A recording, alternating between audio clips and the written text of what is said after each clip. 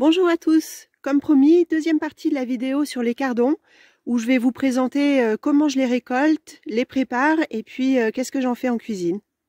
C'est une culture que j'ai découverte il y a à peu près 5 ans, il me semble, à la demande de Fabrice qui adore ça et qui voulait vraiment en avoir au jardin. Alors que moi, je dois vous avouer que je trouvais pas ça terrible comme légume a priori. J'avais le souvenir d'un truc assez amer et au final, dans le genre, je préférais la côte de blette. Mais bon, je voulais lui faire plaisir, donc j'ai acheté un sachet de semences et au printemps, on a semé nos premières graines. Pendant toute la saison, ils ont bien poussé et à l'automne, on les a préparés pour les faire blanchir de façon traditionnelle. On les a ficelés et emmaillotés avec du carton. Alors, j'ai pas d'image, j'avais pas filmé à ce moment-là, mais l'idée, en fait, c'est de créer une privation de lumière qui va les faire blanchir.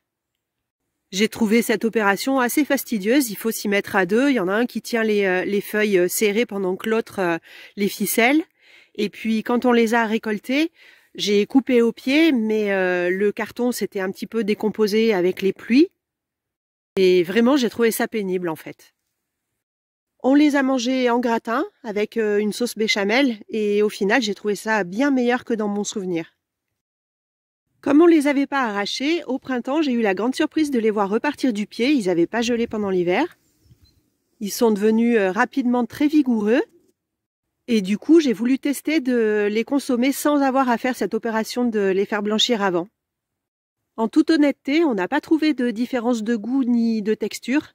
Alors peut-être pour des palais un peu plus aguerris, mais enfin nous, on n'a pas vu de différence. Et du coup, maintenant, on fait comme ça. On les récolte directement et on s'embête plus à les blanchir. Maintenant, on va les cueillir au jardin, sachant que j'avais déjà fait de belles récoltes au mois de mai. Et les plants là ont bien repoussé, donc je peux me servir à nouveau. Avant de véritablement ramasser les cartes que je vais utiliser en cuisine, je vais déjà débarrasser les plants de toutes les feuilles du tour, pour ne garder vraiment que celles de l'intérieur, qui seront les plus tendres et les moins amères. Ça là, par exemple, je vais l'enlever. Ça aussi. Celle-ci aussi, et je vais garder que le cœur là. Ah, et une petite précision quand même, quand le plant commence à partir en fleurs comme celui-ci, je ramasse plus rien. Pour le coup, je pense que les feuilles là, elles sont carrément trop dures. Bon, ceci dit, j'ai jamais essayé, hein, mais vraiment je le sens pas.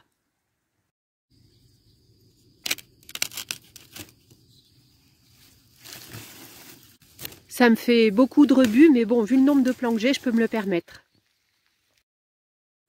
Voilà, donc là j'ai bien dégagé le pied de tout ce que je voulais pas garder.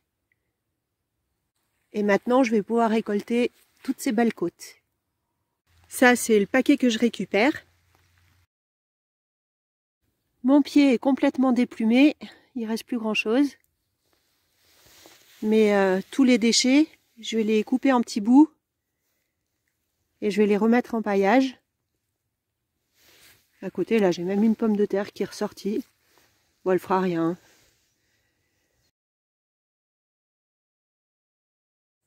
J'ai récolté sur un deuxième plant. Alors, vous voyez, hein, j'arrache pas la racine. Tout ça, ça repartira au printemps. Au final, ça me donne ça. On va pouvoir passer à l'épluchage. Dans un premier temps, déjà, je coupe toute l'extrémité, là où il y a le plus de verre. Toute cette partie-là, du haut de la feuille. Après, à la main, j'arrache les parties de l'âme qui restent encore.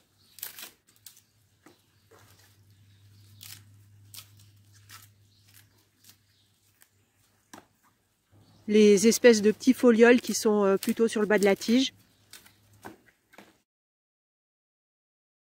Et ensuite, avec un couteau aiguisé, je racle le long de la côte pour enlever le maximum de fibres.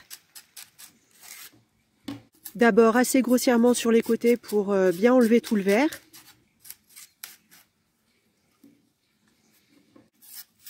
Et puis j'essaye d'être un peu plus superficielle sur la partie charnue.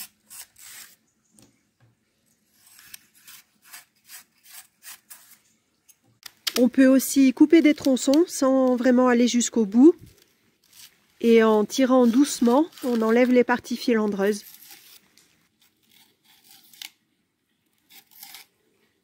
Pour toute cette opération, je vous conseille de mettre des gants parce que le cardon s'oxyde à l'air et vous risquez d'avoir les doigts tout noirs.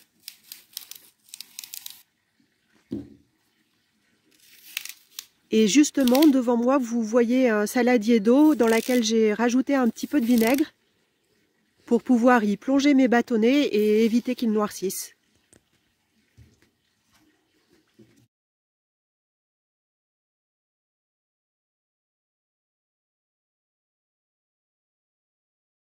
Alors, maintenant qu'on a des beaux bâtonnets de cardon, on va pouvoir passer en cuisine. La première étape, ça va être de préparer un blanc. Dans une grosse casserole, on mélange environ 2 litres d'eau avec 2 cuillerées à soupe de farine et 2 cuillerées à soupe d'un liquide acide, soit du citron, soit du vinaigre blanc. On délaye d'abord avec un tout petit peu d'eau pour éviter les grumeaux. Ensuite, on rajoute ce qui reste et on va mettre à chauffer ce mélange jusqu'à ce que ça fasse une espèce de mousse. À ce moment-là, on met les bâtonnets de cardon à cuire à découvert pendant environ 15 à 20 minutes. À partir de là, 2 options. Soit vous voulez en faire un plat tout de suite et dans ce cas, vous prolongez la cuisson d'encore environ 20 minutes. Le cardon, il faut que ce soit bien cuit. Soit vous voulez en faire des bocaux et dans ce cas-là, on arrête la cuisson et on les égoutte. Donc là, on part sur des bocaux. Je les ai ébouillantés pour qu'ils soient bien propres. C'est des bocaux de récup. L'essentiel, c'est d'avoir des couvercles en bon état, qui ne soient pas abîmés à l'intérieur. Pour les stérilisations, je prends uniquement ceux qui ont un espèce de deuxième cercle au milieu, là, qui permet de vérifier que le vide soit bien fait. J'appelle ça les couvercles qui font poc-poc. Je range mes cardons bien serrés dans les bocaux. Si besoin et que je ne l'ai pas fait avant, je peux les retailler dans l'épaisseur. Et dans la hauteur aussi, pour laisser environ 2 cm d'espace avec le haut du bocal. Je rajoute une demi-cuillerée à café de sel dans chacun. Et je mets de l'eau à hauteur jusqu'à recouvrir les cardons, tout en laissant quand même un espace d'environ 1 cm avec le couvercle. Je referme en vissant bien. Je mets les bocaux dans le panier vapeur de la cocotte en les calant avec des torchons. Je remplis d'eau jusqu'à la moitié de leur hauteur environ. Et c'est parti pour 25 minutes de cuisson à partir du sifflement de la soupape. Ensuite, j'éteins le feu et j'ouvre pas, je laisse redescendre la pression tout doucement pendant plusieurs heures. Je les étiquette toujours à la date de stérilisation avant de les ranger au frais dans l'arrière-cuisine. Et pour finir, on va passer en cuisine pour quelques idées recettes, avec d'abord un classique gratin. Je vais le faire avec un des bocaux stérilisés, donc je verse son contenu dans une passoire pour le mettre à égoutter, puis je retaille tous les bâtonnets en morceaux. Ensuite, je fais une espèce de béchamel maison. Alors je mets un peu de beurre dans une casserole que je fais fondre, je rajoute une cuillère de farine, je fais chauffer jusqu'à ce que ça mousse un peu, du sel et du poivre,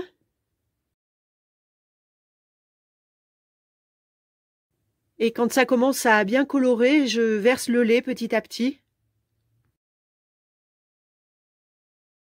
jusqu'à avoir la consistance que je souhaite, une belle sauce nappante.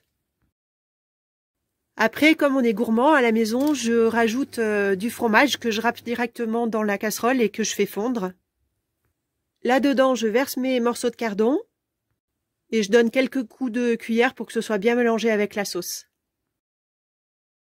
Ensuite, dans un plat à gratin, une couche supplémentaire de fromage râpé, évidemment, et ça file au four pour gratiner. Je vous propose une deuxième idée recette, cette fois en association avec des quenelles. Ce coup-ci, je ne vais pas utiliser de bocaux. Je vais prendre des cardons qu'on vient juste de cuisiner et qui auront cuit 40 minutes déjà. Dans une cocotte, je fais revenir quelques lardons. Une fois qu'ils sont bien colorés, je rajoute quelques tomates coupées en morceaux. Je fais réduire un petit peu pour concentrer la tomate. Je rajoute les cardons en morceaux. Et je laisse mijoter tranquillement quelques minutes. Alors moi j'ai le poêle qui est allumé donc je le mets dessus, mais vous pouvez le faire sur le gaz, il n'y a pas de souci. Ensuite, je dispose les quenelles que j'ai fait décongeler dans un plat à gratin. Alors à savoir que ce sont des quenelles maison, c'est Fabrice qui nous fabrique ça, elles sont super bonnes. Et par-dessus, je verse ma préparation lardon tomate cardon, je rajoute un petit peu de gruyère et hop au four. Pour la dernière recette, il s'agit d'un tagine d'agneau au cardon et topinambour. Pour celle-ci, j'ai rien filmé parce que c'est une idée que j'ai piquée sur une autre chaîne de jardinage. Donc je laisse à César ce qui appartient à César, mais je peux vous assurer qu'on s'est régalé avec cette recette et je vous mets le lien dans la description de la vidéo. Il me reste plus qu'à vous souhaiter un bon appétit, bon jardinage et je vous dis à bientôt.